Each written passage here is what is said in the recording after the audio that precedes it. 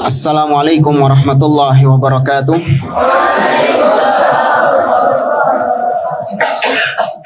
Innal hamdalillah nahmaduhu wa nasta'inuhu wa nastaghfiruh wa na'udzu billahi ta'ala min shururi anfusina wa min sayyiati a'malina.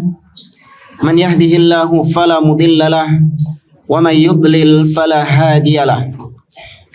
Wa asyhadu an la ilaha illallah wahdahu la syarika lah. Wa asyhadu anna Muhammadan abduhu wa rasuluh. Ya ayyuhalladzina amanu taqullaha haqqa tuqatih wa la tamutunna illa wa antum muslimun. Ya ayyuhan nasu taqu rabbakumul ladzi khalaqakum min nafsin wahidah wa khalaqa minha zawjaha wa batha minhuma rijalan katsiran wa nisaa'a wattaqullaha alladzi tasaaluna bihi wal arham innallaha kana 'alaikum raqiba.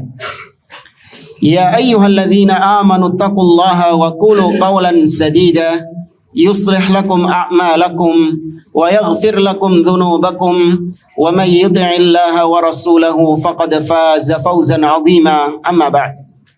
Fa inna asdaqal hadithi kitabullah wa khairal hadi hadi Muhammadin sallallahu alaihi wasallam wa syarrul umuri muhdatsatuha wa kullu muhdatsatin bid'ah wa kullu bid'atin dhalalah wa kullu dhalalatin finnar.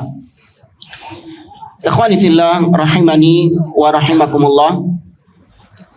Nukmil ma taqaddama min darsina fi as-su'al al-arba'in alladhi qad takallamna an jama'at al-ikhwanil muslimin. Kita melanjutkan kembali apa yang sudah kita pelajari dari halaman atau dari pertanyaan nomor 40, di mana penanya mencoba untuk bertanya kepada Syekh Shalih bin Fauzan hafizahullah ta'ala tentang perbedaan antara dakwah Syekh Muhammad bin Abdul Wahhab rahimahullah dengan dakwahnya Ikhwanul Muslimin atau Jamaah Tabligh.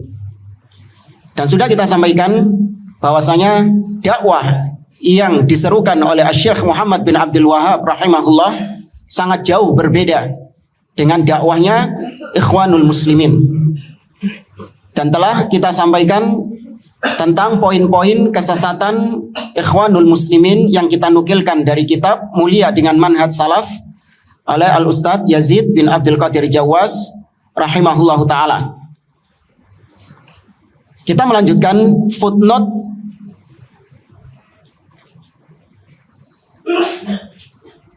halaman berapa terakhir? 114 ya? Ya, footnote halaman 114.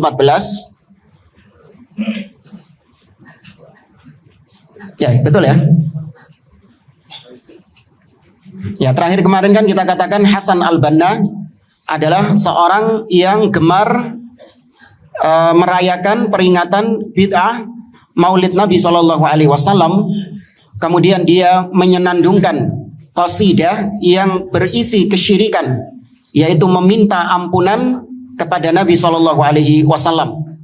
Padahal kita tahu tidak ada yang bisa mengampuni dosa kecuali Allah Subhanahu wa taala. Allah mengatakan, walladzina idza fa'alu fahishatan aw dhalamu anfusahum dzakarullah fastaghfaru lidzunubihim wa may yaghfirudz dzunuba illallah. Dan tidak ada yang bisa mengampuni dosa kecuali Allah Subhanahu wa taala. Tapi kata Hasan al-Banna, hadzal habib ma'al ahbab qad hadar wa samaha al-kull fima qad madha wa jara. Dia menetapkan bahwasanya Nabi SAW itu bisa memaafkan, mengampuni dosa orang-orang baik yang lalu, dosa-dosa yang telah dilakukan oleh seorang hamba. Ini kata beliau merupakan bentuk kesyirikan kepada Allah Subhanahu wa taala karena meminta ampunan kepada Rasul sallallahu alaihi wasallam. Dan kemudian di paragraf berikutnya, wa fi rasailil aqaid minal kitabi nafsihi yaqul, dan di dalam kitab yang disebutkan atau kitab yang sama, yaitu kitab Mudzakirat Da'watihi atau kitab Majmu' Rasail Hasan al-Banna. Di kitab yang sama dia mengatakan al-bahthu fi mithli hadha sya'ni, yakni fil asma'i was sifat, mahma qala fihi al-qaul la yuaddi fin nihayati illa ila natijatin wahidah hiya at-tafwidu lillahi tabaraka wa ta'ala, intaha. Kata dia, pembahasan tentang permasalahan ini, yakni permasalahan tentang tauhid asma wa sifat, bagaimanapun sepanjang apapun pembicaraan pembahasan tentang asma wa sifat, maka pasti berujung pada kesimpulan, yaitu menyerahkan atau melakukan tafwid terhadap sifat-sifat Allah Subhanahu wa ta'ala. Padahal Ahlus Sunnah, apa kaidahnya dalam asma wa sifat? Kalau antum mendapati sifat Allah Subhanahu wa ta'ala, apa yang antum yakini tentang sifat itu?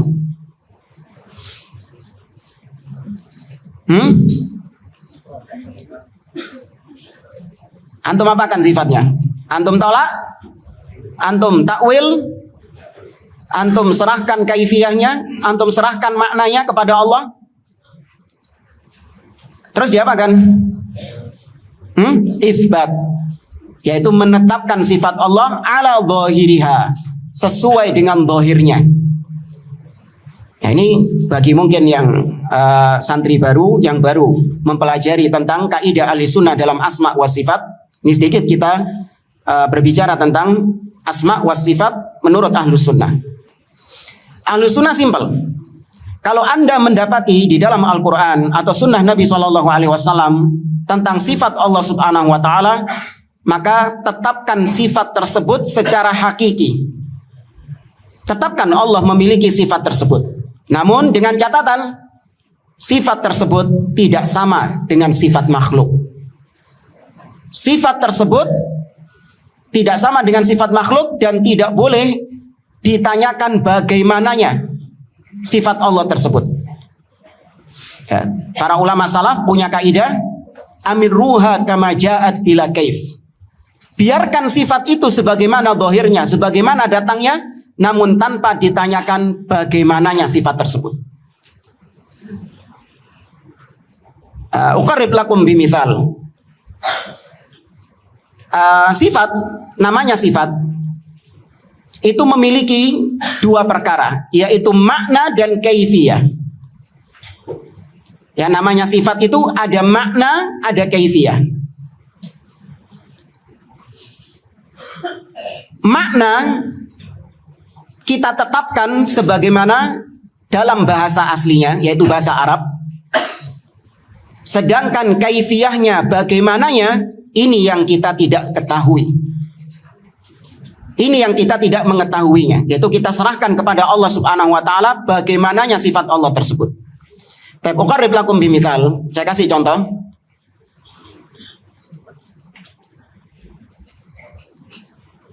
Apa ini? Aitar, parfum. Parfum ini sifatnya wangi. Ya, sekarang kita bicara tentang sifat wangi, harum. Ketika anak katakan kepada antum sifat harum, antum tahu nggak maknanya harum itu apa? Kita bicara secara bahasa Indonesia. Maknanya harum, lawannya apa? Busuk. Ya. Antum tahu maknanya. Tapi bagaimananya harum parfum ini? Tahu antum? Tadi kan antum tahu maknanya harum apa? Tapi bagaimananya harumnya, antum tahu? Nggak tahu. Antum baru tahu bagaimana harumnya ini dengan salah satu dari tiga hal. Ya, antum baru tahu bagaimana kaifiyahnya dengan salah satu dari tiga hal. Man yadkur? Siapa bisa nyebutkan?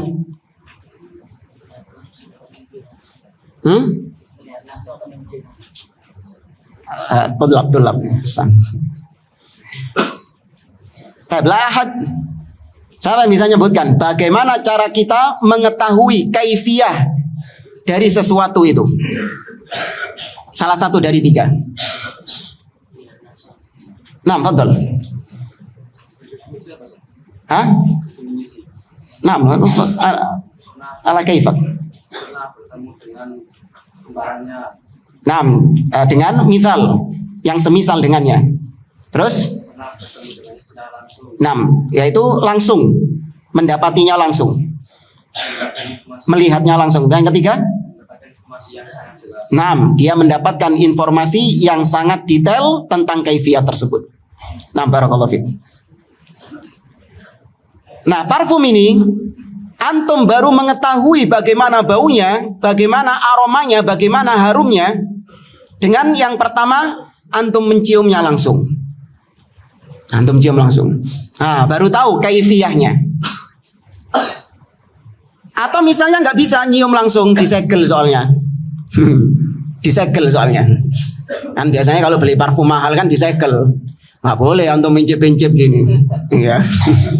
Nyoba-nyoba tok gak tuku. Disegel, nggak bisa antum mencium baunya dan nggak ada testernya. Terus bagaimana cara kita mengetahui harumnya, kaifiyah harumnya? Maka dimisalkan dengan yang baunya serupa dengan bau parfum ini, tapi benda lain. Ya, misalnya apa ya?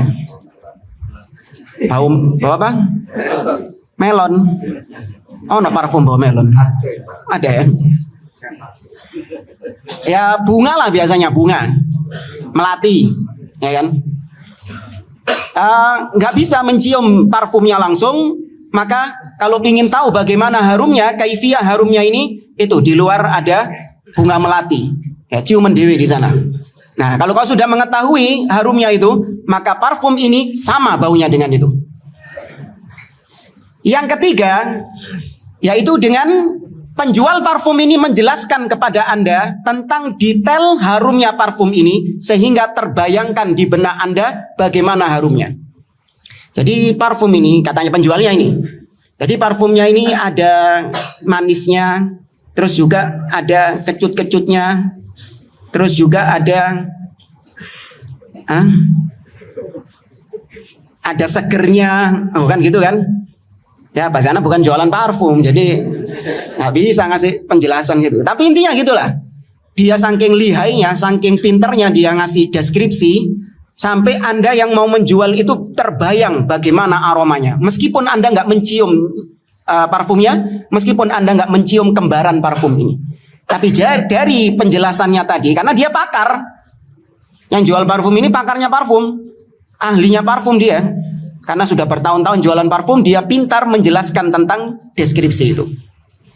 Ini parfum. Sekarang Allah Subhanahu wa taala, ketika Allah mengatakan dia memiliki tangan, bal yadahu mabsutatan, bahkan kedua tangan Allah terbentang. Allah mengatakan kepada iblis dalam surat Shad, qala ya iblis ma mana'aka an tasjuda lima khalaqtu biyadayya. Wahai iblis, apa yang mencegahmu untuk sujud kepada Adam yang telah aku ciptakan dengan kedua tanganku? Allah mengatakan tangan, maka tetapkan makna tangan sebagaimana maknanya dalam bahasa Arab. Ya, tetapkan tangan ya tangan secara hakiki. Jangan ditakwilkan, jangan dipalingkan maknanya. Oh, tangan itu maksudnya adalah kekuatan Allah, quwwah.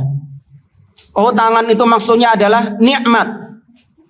Oh, tangan itu maksudnya adalah kudroh atau apalah takwilnya mereka. Enggak. Tetapkan tangan secara bahasa Arab, maknanya secara bahasa Arab tetapkan demikian. Tapi kaifiyahnya bagaimana tangan Allah Subhanahu wa taala? Itu antum sudah tahu ya maknanya tadi ya. Tapi bagaimananya tangan tersebut antum baru tahu dengan salah satu dari tiga hal. Yang pertama, melihat langsung tangan Allah Subhanahu wa taala. Mungkin coret, nggak mungkin. Cara kedua, antum baru tahu bagaimananya tangan Allah dengan melihat yang semisal dengan Allah Subhanahu wa taala. Ada? Nggak ada, coret.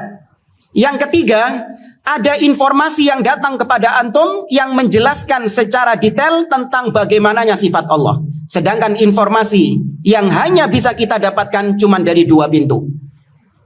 Apa dan apa?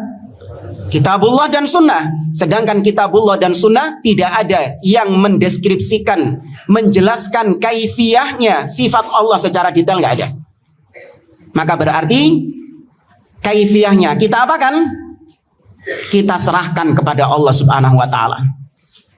Ya, tidak boleh kemudian kita ada kaifiyahnya, awas. Jangan menolak kaifiyah. Ada kaifiyahnya. Kaifiyahnya itu ada. Jangan kemudian ketika kita mengatakan kaifiyahnya serahkan kepada Allah, bukan berarti kemudian kita menolak kaifiyahnya. Tidak. Ahlus sunnah menetapkan kaifiyah sifat Allah Subhanahu wa taala ada. Akan tetapi kita najhaluha, tidak mengetahuinya. Bingung jamaah? Bingung enggak? Ada kaifiyahnya, tapi kita tidak mengetahui bagaimananya. Saya kasih permisalan lagi.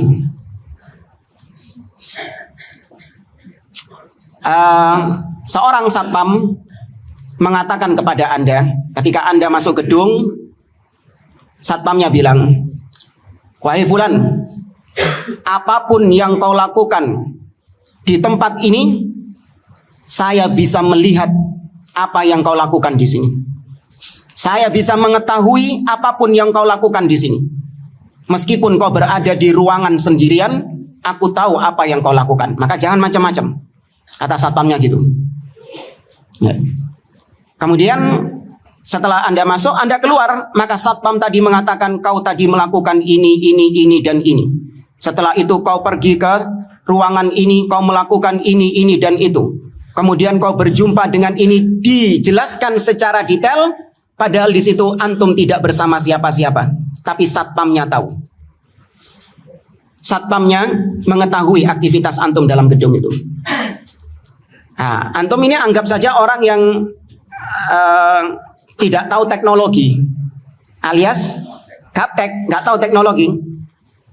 Maka ketika itu antum menetapkan bahwasanya satpam ini memiliki penglihatan, dia bisa melihat meskipun aku berada di dalam ruangan yang tidak ada siapa-siapa di situ. Ya, dia mengetahuinya. Tapi saya nggak tahu kaifiyahnya, bagaimana dia melihat. Bisa jadi dia dikasih tahu sama orang lain, atau bisa jadi dia punya jin. Nah, kan pikirannya orang-orang gaptek gitu mungkin gitu. Dia nggak tahu kaifiyahnya bagaimana. Padahal satpamnya itu ngapain? Kok bisa dia melihat CCTV? Ya. Itu kaifiyahnya, tapi orangnya nggak tahu kaifiyahnya bagaimana. Tapi dia tetapkan satpamnya itu benar-benar bisa melihat saya. Ya, tapi bagaimananya satpam itu melihat saya tidak tahu. Tapi ada kaifiyahnya. Saya yakin dia punya kaifiyah. Dia punya cara bagaimana dia bisa melihat saya. Kok bisa sampai detail seperti itu? Ada caranya. Ya, tapi kaifiyahnya bagaimana kita nggak tahu. Antum ketika ngelihat pesulap-pesulap misalnya, ya kan? Dulu suka lihat sulap-sulap misalnya. Sing iso mulu, ono sing iso macam-macam lah. Antum tetapkan ada kaifiyahnya enggak itu? Ada kaifiyahnya itu. Ada bagaimananya. Cuman kita enggak tahu bagaimananya itu. Imma bita'awuni syaitan. Ya, bisa jadi itu dari kerjasama dengan jin. Atau bisa jadi itu adalah ya trik-trik tipuan mata. Ya, bisa jadi itu adalah trik-trik tipuan mata. Ada caranya, ada kaifiyahnya. Cuman kita enggak tahu. Tapi kita tetapkan ada kaifiyahnya. Itu yang kita sedang bahas di sini. Kita ketika mengatakan bahwa kita nggak tahu kaifiyahnya sifat Allah, bukan berarti kita menolak kaifiyahnya. Ya, ada kaifiyahnya, namun kita tidak mengetahuinya. Nah, yang dijadikan timbangan dalam masalah ini adalah ucapan Imam Malik yang terkenal. Imam Malik mengatakan al-istiwa ma'lum wal kaifu majhul. Wal imanu bihi wajib wa su'alu anhu bid'ah. Kata Imam Malik, istiwa maklum. Apanya yang maklum? Makna atau kaifiyah? Makna. Maknanya kaifiyah sudah diketahui, yaitu ala wartafa. Allah itu tinggi di atas. Tapi kaifiyahnya bagaimana? Majhul, nggak tahu. Ada kaifiyahnya, tapi kita nggak tahu, nggak dikasih tahu sama Allah Subhanahu wa taala. Mengimani Allah beristiwa dengan makna tersebut wajib hukumnya. Wasu'alu anhu, bertanya tentang bagaimananya, maka itu bid'ah. Ya, nah ini jadi mizan, jadi timbangan, bukan cuma istiwa, tapi terapkan pada semua sifat. Ya, tangan itu maklum, ya, namun kaifiyahnya majhul. Demikian juga al-wajah itu maklum, tapi kaifiyahnya majhul. Terapkan pada semua sifat Allah Subhanahu wa taala. Nah, masalahnya Hasan Al-Banna ini dia mengatakan bahwa pembicaraan tentang asma wa sifat, bagaimanapun panjangnya pembahasan tentang asma wa sifat, ujung-ujungnya adalah tafwid. Nah, yang ditafwid itu bukan kaifiyahnya. Kalau ahlus sunnah yang ditafwid kaifiyahnya. Tapi kalau mereka yang ditafwid apanya? Sak makna-maknanya juga. Jadi apa maknanya istiwa? Serahkan kepada Allah. Apa maknanya tangan? Serahkan kepada Allah. Apa maknanya Allah fis sama, Allah tinggi di atas, serahkan kepada Allah. Semua sifat dikatakan maknanya serahkan kepada Allah Subhanahu wa taala. Ini ahli bid'ah yang paling buruk, kata Syekhul Islam Ibnu Taimiyah. Karena konsekuensinya ketika mengatakan demikian, berarti Nabi SAW dituduh tidak tahu tentang makna sifat-sifat Allah Subhanahu wa taala. Berarti para sahabat tidak mengetahui makna sifat-sifat Allah Subhanahu wa taala. Dan itu tuduhan keji. Jadi seakan-akan mereka kalau baca ayat sifat, bal yadahu mabsutatani, itu seakan-akan di mata mereka itu bal xxxx mabsutatani. Karena tangan di situ nggak ada maknanya. Tidak diketahui maknanya, alias xxx. Gak ada maknanya, tidak diketahui maknanya. Mungkin gak Allah menurunkan ayat yang tidak diketahui maknanya? Gak mungkin. Ya. Maka demikian akidahnya Hasan Al-Banna. Dalam asma wa sifat, dia itu ahlut tafwid alias mufawwidah. Sedangkan ahlus sunnah jalannya bukan demikian. Kemudian kata beliau, aku katakan, kata Syekh Abu Abdullah Jamal bin Furaihan Al-Harithi, wajadtu kalaman salafiyan nafisan li Syekhil Islam Ibn Taimiyah rahimahullah yubayyinu halal mufawwidah alladzina yufawwiduna ilmal ma'na ila Allah tabaraka wa ta'ala. Aku mendapati ada ucapan yang sangat bagus sekali dari Syekhul Islam Ibn Taimiyah yang menjelaskan tentang kaum mufawwidah yang mereka mentafwid, menyerahkan makna kepada Allah Subhanahu wa taala. Wa annahum min syarri ahlil bidah, dan mereka adalah ahlil bid'ah yang paling jelek dalam pembahasan asma wa sifat. Ya, pembahasan asma wa sifat, kaum yang paling buruk adalah kaum mufawwidah. Karena tadi menuduh Nabi SAW itu jahil. Makanya mereka juga disebut dengan istilah ahlut tajhil.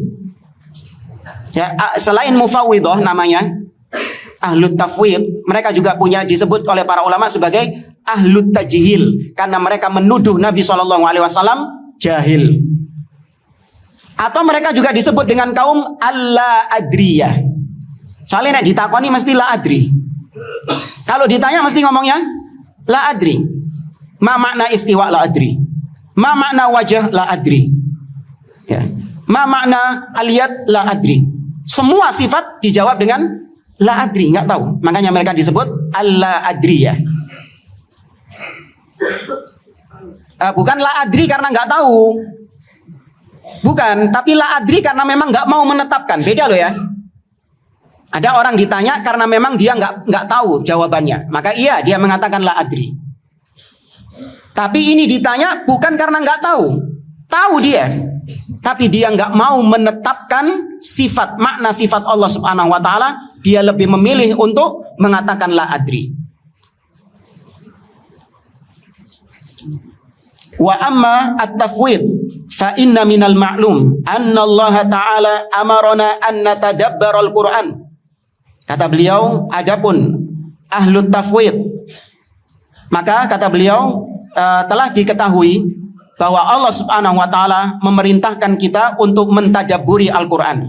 Wa haddana ala aqlihi wa fahmihi.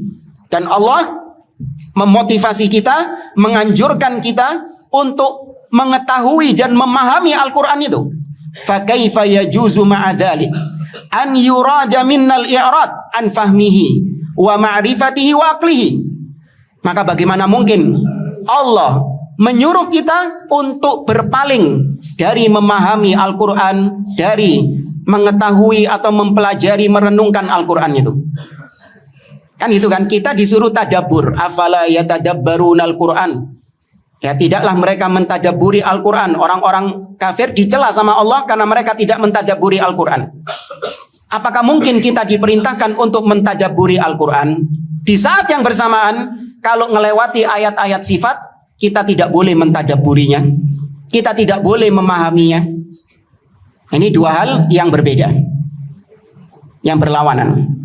Ila an qal rahimahullah fi dhammil mufawwidah. Sampai pada ucapan Syekhul Islam tatkala beliau mencela kaum mufawwidah, beliau mengatakan fatabayyana anna qawla ahli tafwid alladzina yaz'umuna annahum muttabi'una lis-sunnah was-salaf min syarri aqwali ahli bid'ah wal ilhad. Maka dari sini nampak bahwa ucapan kaum mufawwidah yang mereka mengaku-ngaku mengikuti sunnah, mengikuti para salaf, mereka adalah ucapan mereka adalah ucapan ahli bid'ah yang terburuk. Ya, sejelek-jeleknya ucapan ahli bid'ah. Wa ba'da hadza, setelah itu, hal yaqulu man ladaihi adna dzarrah min ilmin wa aqlin innahu thamma muqaranah atau adna muqaranatin baina da'watil imamil mujaddid Muhammad ibni Abdul Wahhab wa baina mujaddidihim lil bid'ah syattani baina thara wa thuraya. Setelah dijelaskan dari kemarin ya, pertemuan sebelumnya, dijelaskan tentang kesesatan, penyimpangan-penyimpangan Hasan al-Banna, maka beliau bertanya, adakah orang yang memiliki ilmu yang sedikit saja? Orang yang masih memiliki ilmu meskipun sedikit, adakah yang berkata bahwa dakwahnya Syekh Muhammad bin Abdul Wahhab dan dakwahnya Hasan al-Banna itu ada kemiripan atau ada kemiripan sedikit? Kemudian dia banding-bandingkan antara Syekh Muhammad bin Abdul Wahhab dengan Hasan al-Banna. Maka kata beliau, dua hal yang berbeda antara bintang dengan bumi. Ya, antara sama dengan sumur. Ya, dakwahnya Syekh Muhammad bin Abdul Wahhab dengan dakwahnya Hasan al-Banna.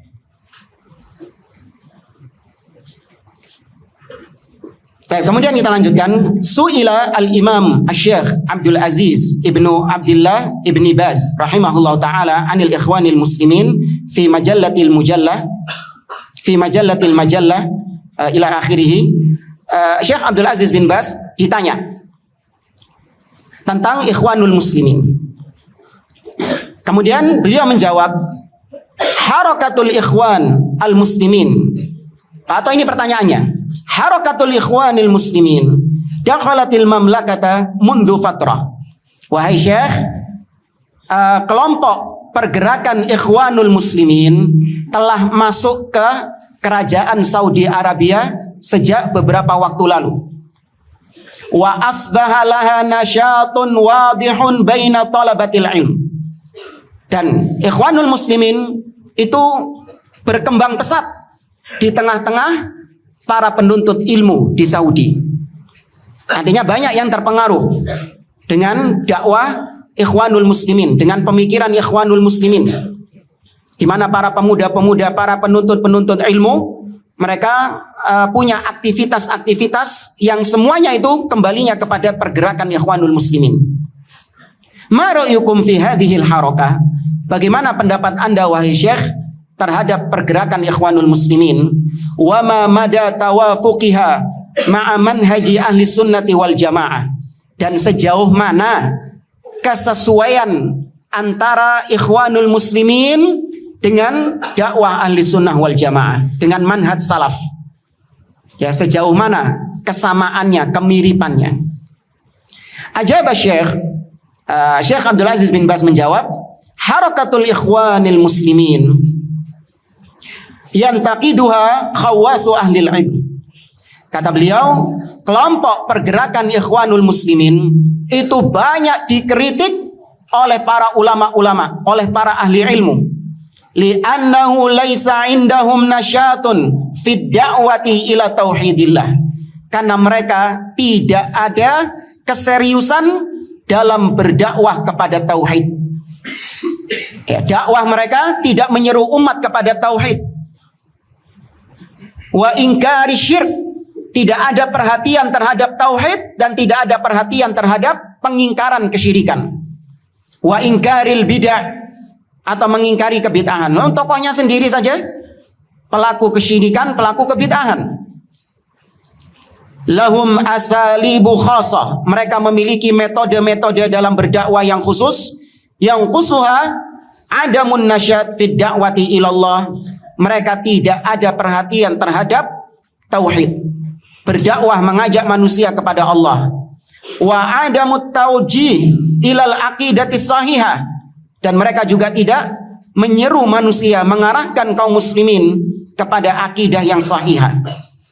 Nah, sudah kita sampaikan ketika pelajaran sururiyah, di mana di antara bentuk ciri Ikhwanul Muslimin dan juga sururiyah yang termasuk anaknya Ikhwanul Muslimin, ciri mereka malas mengajarkan kitab-kitab akidah. Bahkan mereka punya kebencian terhadap kitab-kitab akidah salaf. Karena kitab-kitab akidah itu dianggap nggak cocok di zaman sekarang.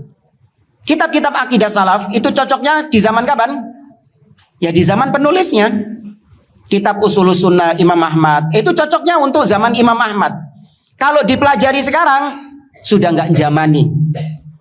Ya, sudah tidak zamani, sudah expired, kadaluarsa.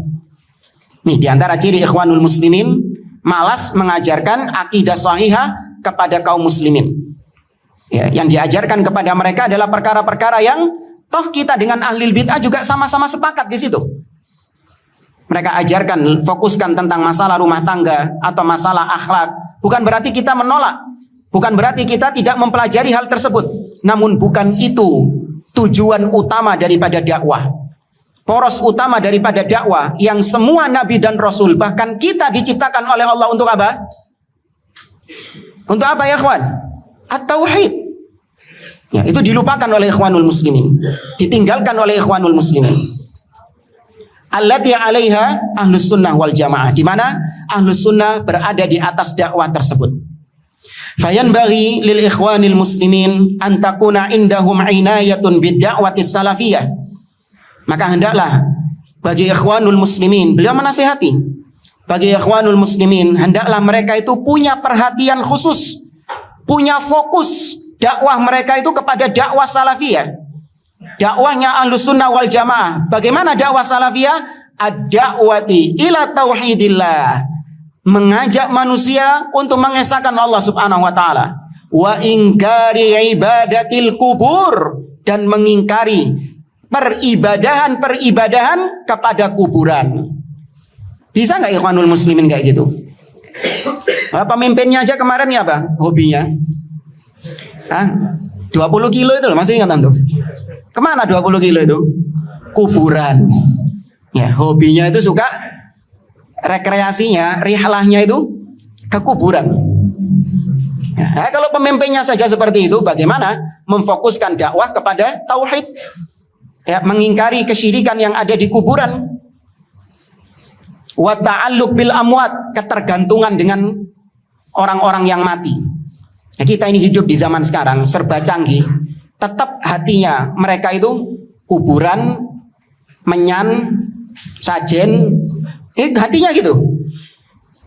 Mindsetnya itu, meskipun HP-nya iPhone, ya kan, mobilnya apa? Ya, mobilnya Tesla, masya Allah, canggih-canggih gitu. Tapi hatinya tetap apa? Kuburan, menyan, sajen, hatinya gitu, tumbal. Mindsetnya gitu. Nah, mereka gak ada perhatian terhadap hal tersebut. Wal istighatsah bi ahlil kubur, memberantas bentuk-bentuk praktek istighatsah, minta tolong kepada penghuni kubur. Kal Hasan, minta kepada Hasan, maksudnya Hasan bin Ali bin Abi Thalib, atau Al-Husain bin Ali bin Abi Thalib, atau Al-Badawi, au ma asbaha dzalik, atau yang semisal dengan mereka, yajibu an yakuna indahum inayatun bihadzal asl al-asil. Maka hendaklah ikhwanul muslimin punya perhatian terhadap landasan yang paling pokok ini, yaitu at-tauhid. Bimakna la ilaha illallah allati hiya asluddin, yaitu perhatian terhadap makna kalimat la ilaha illallah yang merupakan asluddin, pondasi dari agama ini. Karena nanti kalau kita cukup waktunya, kita sampaikan pengertian la ilaha illallah menurut ikhwanul muslimin kembali kepada tauhid apa? Ar-rububiyah. Kembali kepada tauhid rububiyah. Ikhwanul muslimin ini protes ketika dikatakan kalau mereka ini nggak ada perhatian terhadap dakwah tauhid. Bahkan mereka membantah imam mereka, yaitu pendiri mereka Hasan al-Banna, itu sangat perhatian terhadap tauhid dan memberantas kesyirikan. Satu-satunya ucapan yang sering digunakan oleh mereka untuk membela Hasan al-Banna, bahwasanya Hasan al-Banna itu juga memberantas kesyirikan, yaitu Hasan al-Banna pernah mengatakan anna syirka minal kabair. Itu dok yang digaung-gaungkan sama mereka. Kata siapa Hasan al-Banna tidak mengingkari kesyirikan? Beliau mengingkari kesyirikan.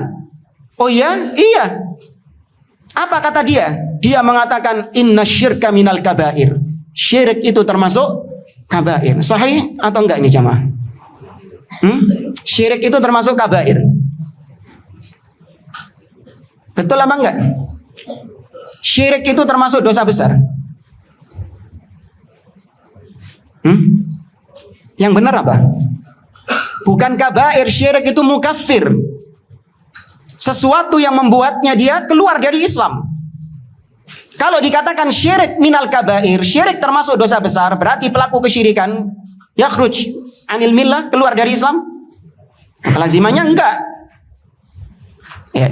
Maka itu pendapatnya Hasan al-Banna, bahwasanya syirik itu minal kabair, bukan mukaffir. Wa awwalu ma da'a ilaihi nabi fi Makkah da'a ila tauhidillah ila makna la ilaha illallah. Dan dakwah yang pertama kali diseru oleh Nabi SAW yaitu tauhid ketika di Mekah, mengajak manusia kepada makna la ilaha illallah.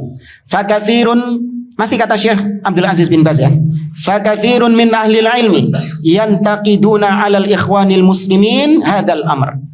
Maka banyak di antara ulama yang mengkritik ikhwanul muslimin tentang perkara yang satu ini.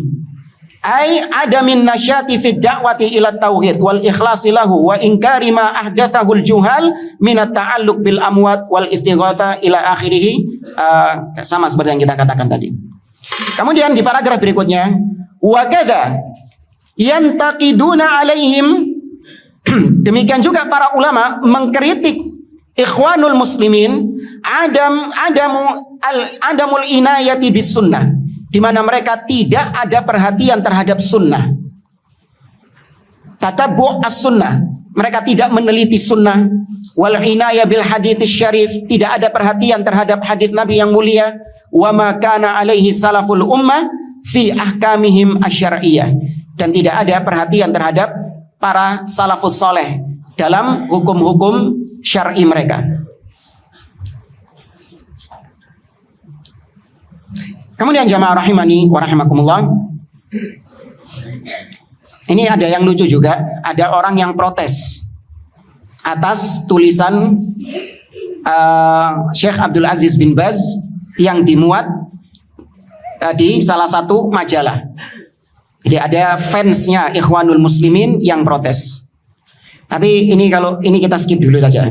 Kalau ada waktu kita lanjutkan. Kita ambil referensi lain dari kitab Hasan al-Banna wa Sayyid Kutub oleh Syekh Abdul Aziz Ar-Rayis hafizahullah ta'ala.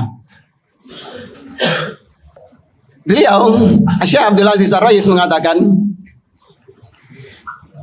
bahwasanya, kata beliau, waqad sara laha ta'thirun ala kathirin minasyabab al-mutahammis lidinihi wa nadhamu qasaida manshuda fi tsana'i ala Hasanin al-Banna.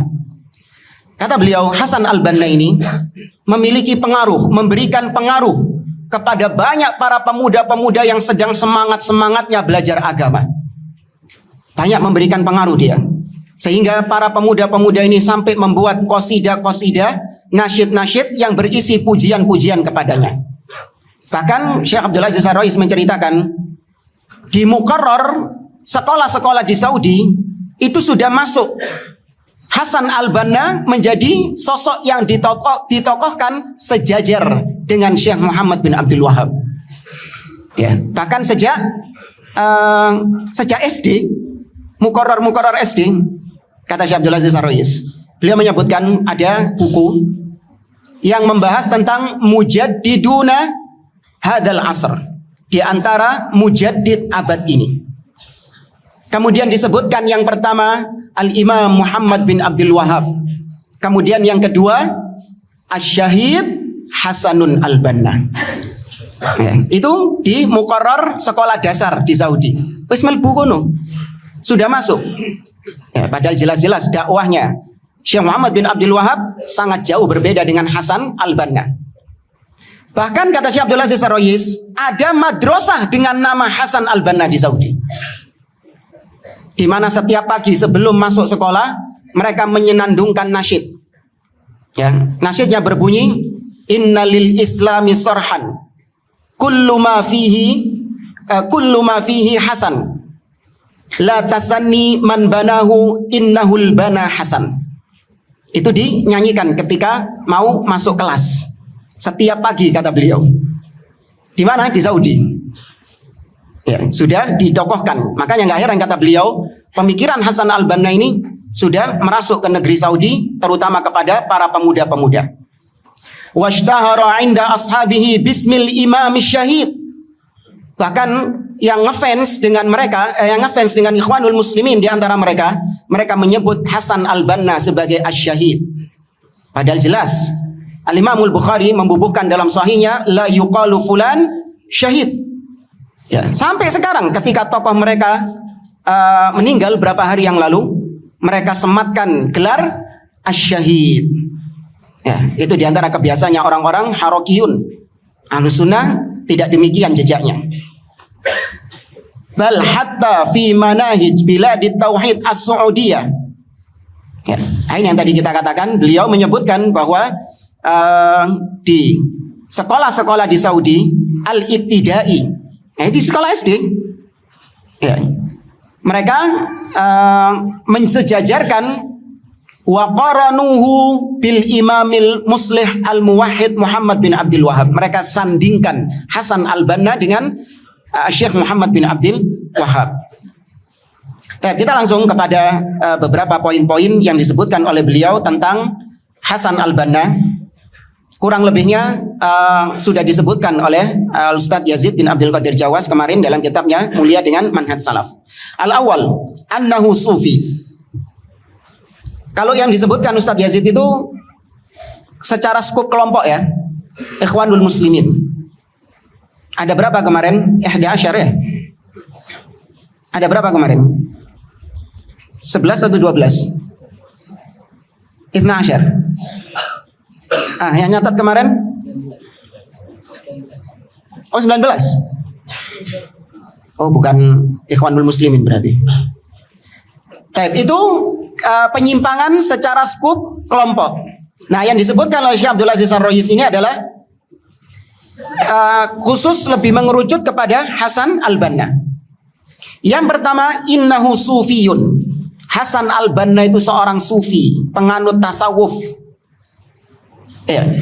Dan sudah disampaikan pada pertemuan yang lalu bahwasanya beliau suka menghadiri orang-orang dari Thariqah Hasofiyah di Damanhur. Ini sudah kita sampaikan di awal-awal pembahasan kemarin. Kemudian yang kedua, yu'azzimu al-mazarat wa yahtafilu bil mawalid wa yuraddidu fiha abyatan syirkiyatan.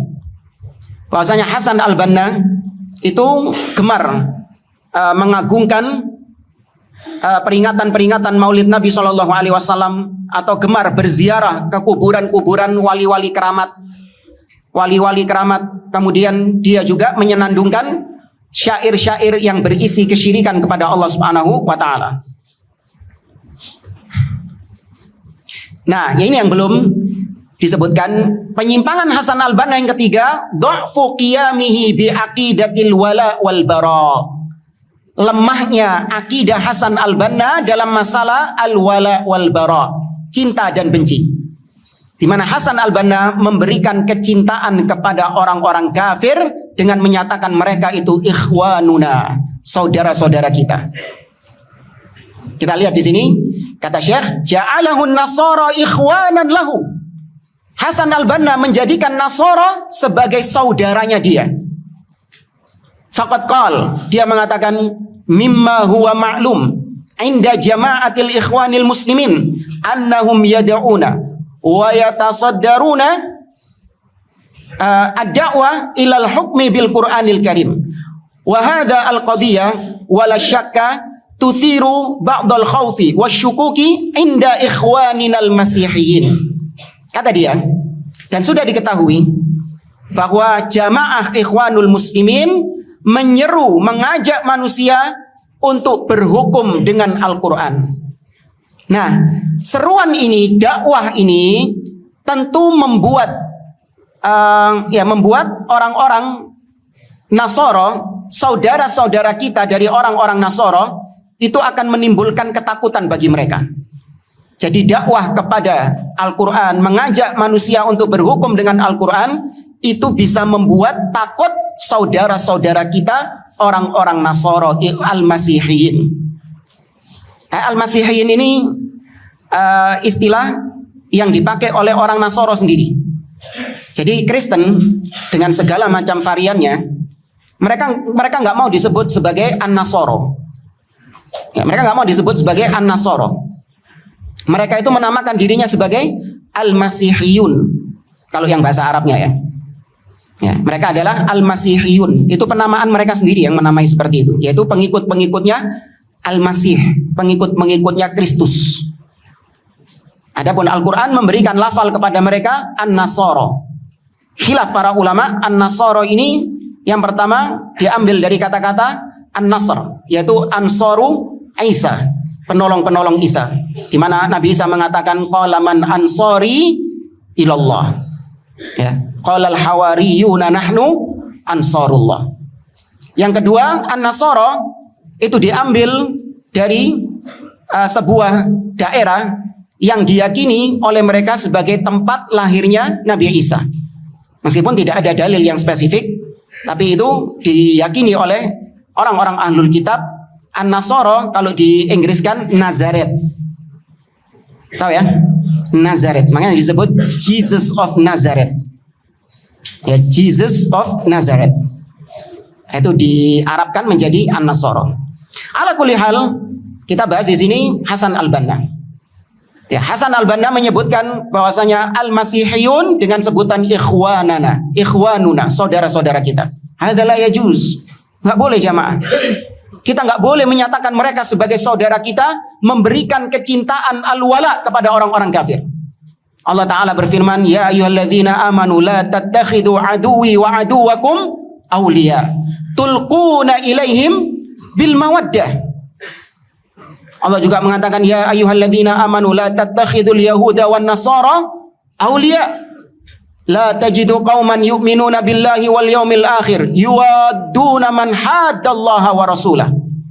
Maka enggak layak seorang muslim menyatakan mereka itu adalah saudara-saudara kita. Tapi lihat Hasan al-Banna, dia error dalam masalah al-wala wal bara dengan mengatakan bahwa orang-orang Nasara itu saudara. Kemudian masih di poin yang sama, dia mengatakan bahwa inna khusumatana lil yahud laisat diniyah li annal Qur'anal Karim hadda ala musafatihim wa musadaqatihim. Kata dia, sesungguhnya perselisihan kita dengan Yahudi alaihim la'inullah ila yaumil qiyamah. Semoga Allah melaknat mereka sampai hari kiamat. Permusuhan kita dengan Yahudi itu bukan atas dasar agama. La ilaha illallah. Jadi permusuhan kita dengan Yahudi itu bukan karena dasar agama, Kenapa demikian? Karena Al-Quran justru menyuruh kita untuk berhubungan baik dengan mereka, untuk bekerja sama dengan mereka, bukan untuk memusuhi mereka. Ya subhanallah. Berapa banyak ayat-ayat Al-Quran yang memerintahkan kita untuk memusuhi orang-orang kafir. Gak boleh ada kecintaan kepada mereka, harus membenci mereka likufrihim, karena kekufuran mereka. Jadi kita membenci mereka bukan karena mereka ini bukan karena mereka ini bukan perkara-perkara duniawi. Kita membenci orang-orang kafir karena kekufuran mereka. Li'annahum a'da'ullah. Karena mereka adalah musuh-musuh Allah. Karena mereka adalah menyekutukan Allah Subhanahu wa taala. Nah, antum kalau ngelihat pelaku maksiat, antum benci atau senang, jemaah?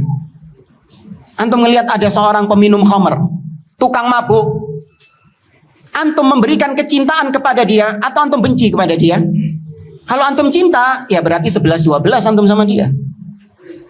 Tapi kalau antum ada kebencian, maka berarti kalau pelaku kesyirikan, pelaku kekufuran, itu di bawahnya pelaku maksiat atau di atasnya? Di atasnya pelaku maksiat. Maka harusnya lebih antum benci. Namun ingat, membenci bukan berarti mendolimi. Paham jamaah? Membenci mereka bukan berarti mendolimi mereka. Ya, kalau utang sama orang kafir harus bayar, jual beli harus jujur. Allah mengatakan la wala yajrimannakum syana'anu qaumin ala alla ta'dilu. Ya'dilu huwa aqrabu littaqwa. Janganlah kebencianmu terhadap suatu kaum membuat engkau tidak berlaku adil kepada mereka. Islam menyuruh kita membenci. Allah menyuruh kita membenci orang kafir, namun Allah melarang kita untuk mendolimi mereka tanpa hak.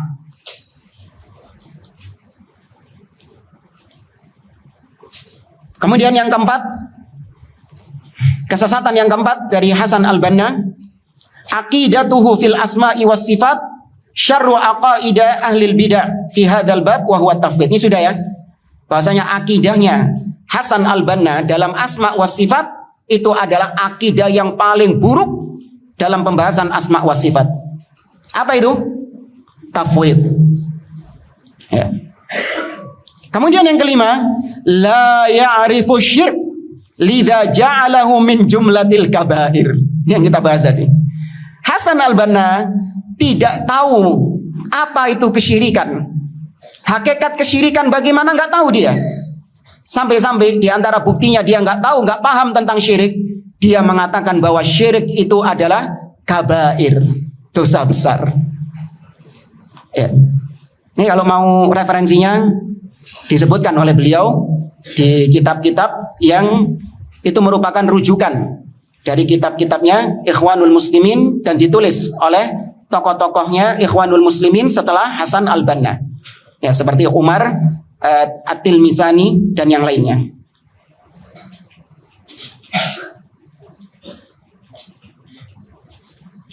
Kemudian yang keenam, di antara kesesatan penyimpangan Hasanul Banna al-Banna, laisa da'iyata tauhid. Hasan al-Banna bukanlah dai yang menyeru manusia kepada tauhid.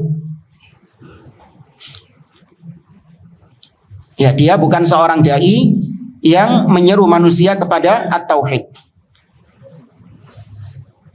Otomatis kalau tidak menyeru kepada tauhid berarti lawannya tidak melarang dari kesyirikan. Itu sudah satu paket sudah.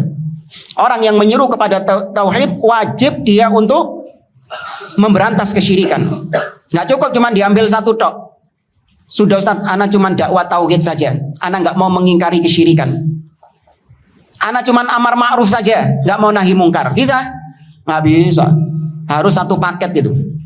Nggak boleh diambil salah satunya. Yang ketujuh, ini yang parah. Hasan al-Banna annahu min du'ati takrib baina sunnah wa sabbatis sahabah. Hasan al-Banna adalah sosok yang melakukan usaha takrib, pendekatan antara ahlus sunnah dengan para pencaci maki sahabat.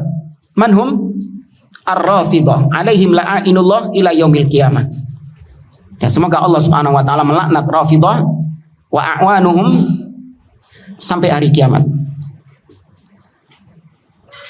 Di antara yang di sini Hasan al-Banna, panjang ceritanya disampaikan oleh tokoh mereka yaitu Umar At-Tilmisani, seorang mursyid dari pergerakan Ikhwanul Muslimin. Kita ambil di sini beberapa kalimatnya yang menunjukkan.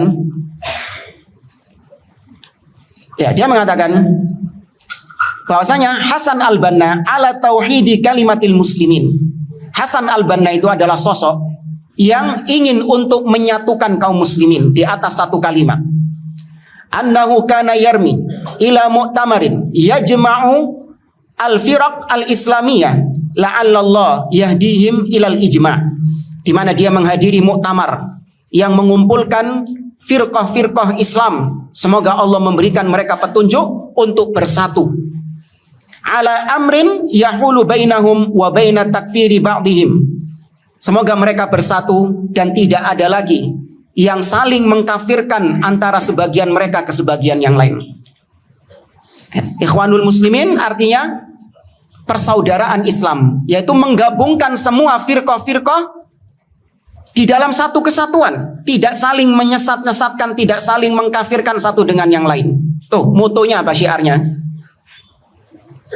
Nata'awanu fima ittafaqna fi wa ya'dhuru ba'duna ba'dan fima ikhtalafna fi. Syiarnya saja sudah seperti itu.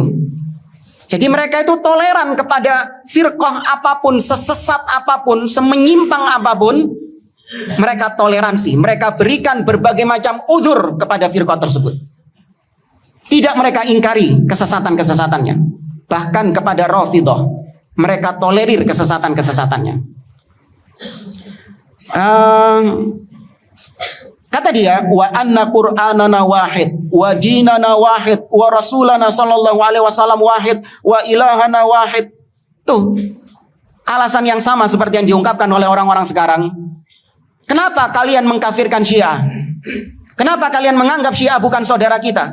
Kan Tuhan kita sama, Rasul kita sama, Quran kita sama, kiblat kita sama, disebutkan sama-samanya semua. Ya kan? Pernah dengar syubhat seperti itu? Iya. Gak perlulah kita ini saling sesat menyesatkan, kafir mengkafirkan. Toh Nabi kita sama, ya kan? Kiblat kita sama, sesembahan kita sama. Maka kita jawab enggak sama. Bahkan Syiah sendiri tidak mau disamakan dengan kita. Seorang tokoh mereka yang bernama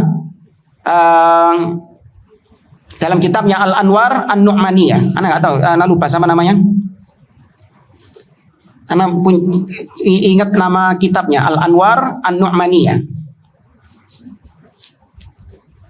Anak lupa namanya siapa. Gak penting ngafalin orang-orang khabith seperti itu.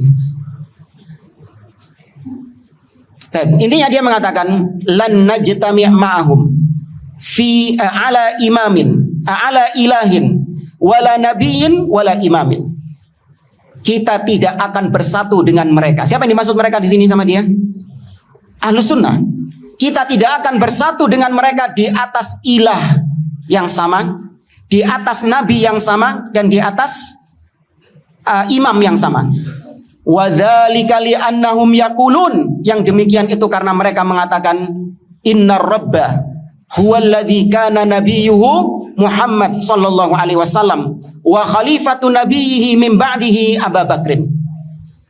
Karena mereka mengatakan bahwa Tuhan mereka adalah Tuhan yang nabinya adalah Muhammad sallallahu alaihi wasallam dan khalifah setelahnya adalah Abu Bakar As-Siddiq. Wa nahnu la naqulu bihadzal rabb wala bidzalikan nabi. Sedangkan kita Syiah tidak mengakui Tuhan yang modelnya kayak gitu dan nabi yang modelnya kayak gitu. Bal naqul, bahkan kita katakan innar rabbal ladzi kana nabiyyuhu Muhammadan wa khalifatu nabiyhi Abu Bakrin laisa rabbana wala dzalikan nabiyyu nabiyyana. Sesungguhnya Tuhan yang nabinya Muhammad dan khalifahnya Abu Bakar itu bukan Tuhan kita. Nabinya pun juga bukan nabi kita. Ini Rafidhah, memang demikian akidah mereka. Cuman saking kalau mereka minoritas, kizib, dusta, taqiyah. Mereka mengatakan bahwasanya kita sama seperti kalian. Ya Tuhan kita sama, musuh kita sama, Zionis enggak, musuh kita kalian. Lebih utama merangi kalian daripada merangi Zionis. Soalnya jamaah, iya, kebencian kita kepada Zionis jika dibandingkan dengan kebencian kita kepada Rafidhah, mana yang lebih besar? Rafidhah. Bahkan gak heran kalau para ulama mengatakan hum akhbath minal yahud wan nasara. Rafidhah lebih busuk, lebih jelek, bal akfar, lebih kufur daripada Yahudi dan Nasara. Kenapa? Apa kelebihan Yahudi dan Nasara jika dibandingkan Rafidhah? Apa kelebihan Yahudi dan Nasara? Kebaikan Yahudi dan Nasara jika dibandingkan dengan Rafidhah. Keunggulan Yahudi dan Nasara jika dibandingkan Rafidhah. Apa jemaah? Hah? Lah, bukan berkaitan dengan itu. Idza su'ilal yahud, kalau orang-orang Yahudi ditanya, idza su'ilal yahud an sahabati Musa.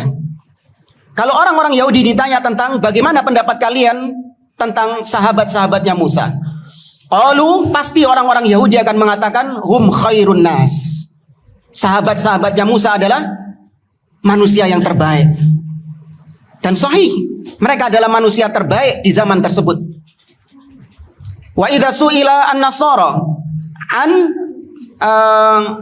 sahabah Isa, ini al-hawariyin. Kalau orang-orang Nasara ditanya tentang bagaimana pendapat kalian berkaitan dengan sahabatnya Nabi Isa, Hawariyun, maka orang-orang Nasara pasti akan mengatakan hum khairun nas. Mereka adalah sebaik-baik manusia. Wa idza su'ila rawafid, kalau orang-orang Rafidhah ditanya an sahabati Muhammad sallallahu alaihi wasallam, qalu hum syarrun nas. Kalau ditanya bagaimana pendapat kalian tentang sahabat Muhammad, Rafidhah mengatakan sahabat Muhammad adalah seburuk-buruknya manusia. Dan itu wakilnya. Antum kalau menilai firqah, jangan menilai dari orangnya, tapi nilai dari kitab-kitab inti mereka. Kalau orang bisa apa? Bisa bersilat lidah. Oh enggak kok, kami enggak mengkafirkan sahabat, kami enggak mencela sahabat Nabi kok. Lihat kitab-kitab mereka. Apalagi zaman sekarang kitab-kitab mereka bisa diakses, bisa di-download. Ya, kekufuran-kekufuran mereka semakin terekspos. Di antara yang anak ingat ucapan salah seorang pendeta mereka yang bernama Al-Bahrani. Sampai dia mengatakan man la'ana Abu Bakrin wa Umar fi sabah lam yuktab lahu dhanbun hatta yumsiya. Wa man la'anahuma fil masa lam yuktab lahu dhanbun hatta yusbih. Barang siapa yang melaknat Abu Bakar dan Umar di pagi hari, maka dia tidak akan tercatat dosa sampai sore hari. Barang siapa yang melaknat Abu Bakar dan Umar di sore hari, dia tidak akan tercatat dosa sampai keesokan pagi. Jadi no zikir ke pagi petang. Melaknat Abu Bakar jadi apa? Zikir pagi petang, waliyadzubillah. Orang-orang seperti itu mau dijadikan ikhwanana, dijadikan saudara-saudara kita. Nanda, naudzubillah. Tapi ikhwanul muslimin diganteng hattal an, sampai sekarang. Alam taro ila Hamas, tidak antum lihat bagaimana Hamas begitu mesranya dengan begitu mesranya dengan Rafidhah, mentolerir kesesatan-kesesatan Rafidhah, menganggap Rafidhah sebagai sekutu mereka, aliansi mereka, saudara mereka. Kok sudi bersaudara, beraliansi, bersekutu dengan para pencaci sahabat, para pencaci ummahatul mukminin, pencaci ibunda-ibunda orang-orang beriman? Kok ridho mereka? Bahkan dibangga-banggakan tokoh-tokoh Rafidhah oleh ikhwanul muslimin. Seperti tokoh mereka dahulu bernama Khalid Mish'al, di mana dia pernah mengunjungi kuburannya Khomeini Al-Halid. Tokohnya Syiah di Iran, dikunjungi kuburannya seraya mengatakan hadzal ab ar-ruhi li da'watina. Dia mengatakan ini adalah bapak rohani bagi kami dalam dakwah kami. Khalid Mish'al mengatakan, tokoh ikhwanul muslimin, tokoh Hamas, mengatakan bahwasanya Khomeini Al-Halid itu adalah bapak rohani kita, bapak rohani bagi pergerakan dakwah kita. Ya. Maka apa yang bisa diharapkan dengan Rafidhah? Syekhul Islam Ibnu Taimiyah rahimahullah mengatakan hum daiman ma'a kulli aduwin lil muslimin. Mereka itu senantiasa bersama musuh-musuh kaum muslimin. Lihat sejarah bagaimana track recordnya Rafidhah membantai kaum muslimin. Bagaimana mereka membunuh kaum muslimin. Maka jangan tertipu dengan sandiwara-sandiwara mereka, propaganda-propaganda mereka, jangan tertipu. Ya, cuman sayang sebagian orang-orang awam terpukau ya dengan sandiwara-sandiwaranya Rafidhah. Mereka dianggap sebagai pahlawan, dielu-elukan, disanjung-sanjung. Ya. Nggak tahu mereka bagaimana hakikatnya Rafidhah tersebut. Nah, alas.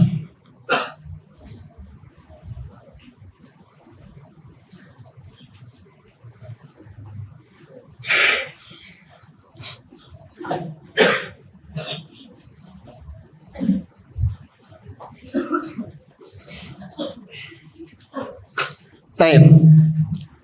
Ada pertanyaan, alaisa al-isyraq minal kabair kama jaa fi hadis Rasulullah sallallahu alaihi wasallam faqala ala ukhbirukum bi akhbaril kabair qalu bala qala al-isyraqu billah. Nah, ahsan. Hadis ini di mana Nabi sallallahu alaihi wasallam menjadikan syirik itu di antara kabair.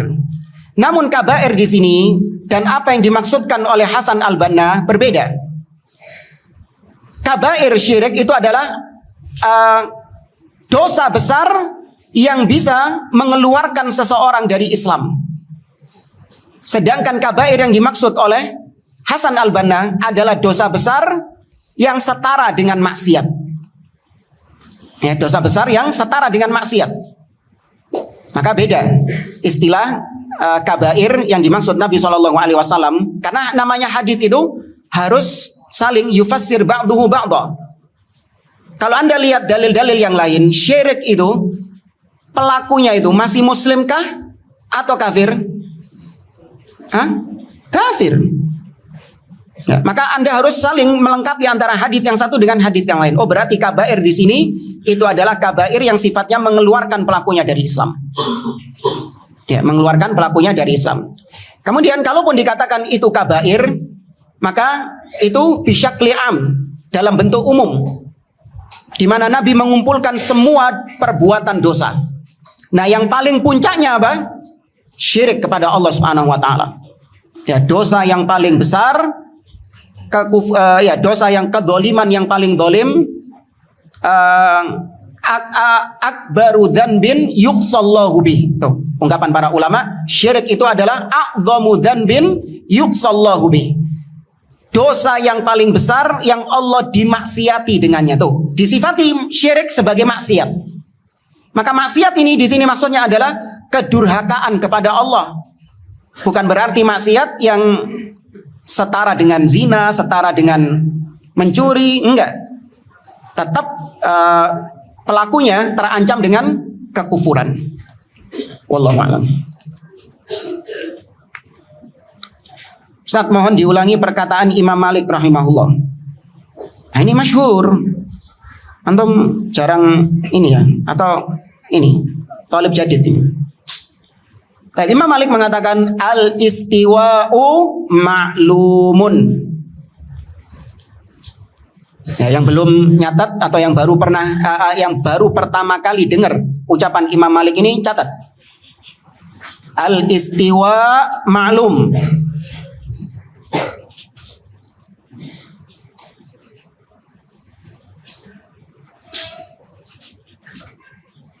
Istiwa itu maklum, diketahui maknanya. Wal kaifu majhulun. Bagaimananya itu majhul, tidak diketahui.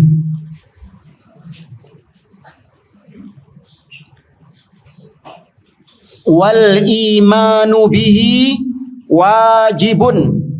Mengimani sesuai dengan maknanya itu wajib. Mengimani istiwa sesuai dengan maknanya dalam bahasa Arab wajib hukumnya. Wassu'alu anhu bid'atun. Sedangkan bertanya tentang bagaimananya itu bid'ah. Kenapa bid'ah? Karena para sahabat tidak pernah bertanya kepada Nabi tentang bagaimananya sifat Allah tersebut.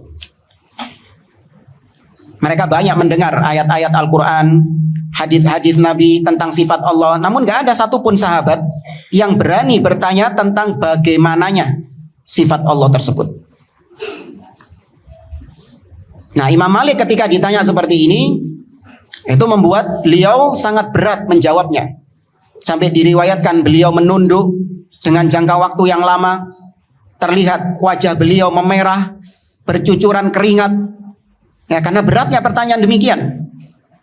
Kemudian beliau menjawab, dan jawaban beliau dijadikan sebagai mizan, dijadikan sebagai timbangan dalam menimbang semua sifat Allah. Bukan cuma istiwa toh. Semua sifat Allah pakai ucapannya Imam Malik ini. Nuzul, Allah turun, pakai ucapannya Imam Malik tadi.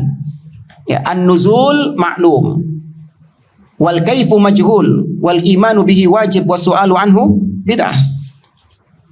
Ya. Wallahu a'lam. Khalas?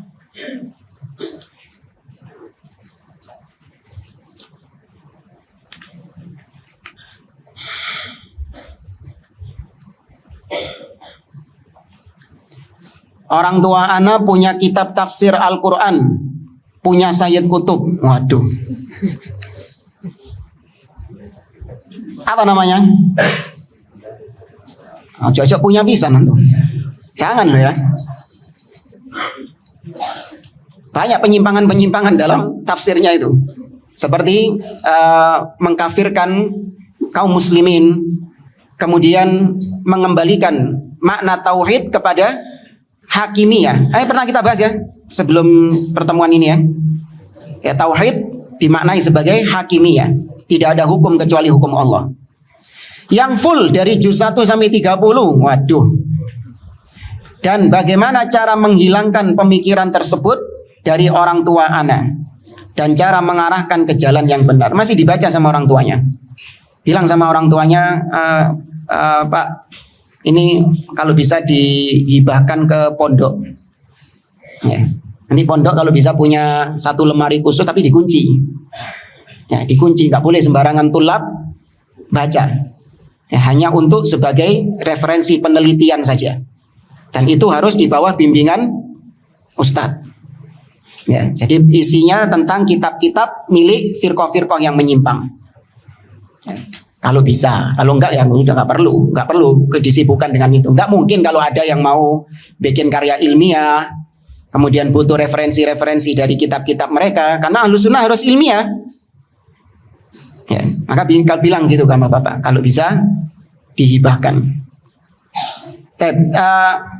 Kalau cara menghilangkan, hidayah di tangan Allah. Ya, antum sampaikan kepada orang tua dengan adab, ya, dengan bahasa yang santun.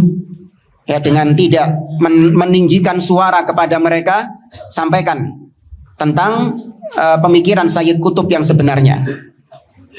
Kemudian bantah Sayyid Qutub tadi dengan akidah Ahli Sunnah wal Jamaah. Misalnya antum tahu di dalam kitab tafsir tersebut Sayyid Qutub mengatakan demikian dan demikian, maka bilang sama orang tua, yang benar bukan demikian, yang benar adalah begini dan begini, dengan membawakan dalil-dalil dari Al-Quran dan Sunnah. Itu disampaikan kepada orang tua dengan tutur kata yang bagus, bahasa yang baik, yang sopan. Kalau orang tua mendebat, ya sudah. Ya, mungkin lain waktu Allah membukakan pintu hatinya untuk mau menerima dakwah kita, dan terus ya, sembari antum tetap mendoakan mereka agar dijauhkan dari pemikiran-pemikiran yang menyimpang seperti pemikiran Sayyid Qutub. Wallahu a'lam.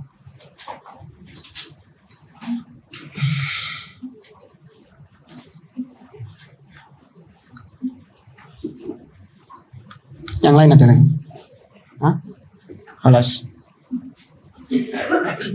Ustaz, selain kitab yang antum bahas, kitab apa lagi yang membahas masalah kebid'ahan dan agama dalam soal dan jawaban? Kalau yang metodenya soal jawab, apa jamaah ya? Ada yang tahu? Ustaz?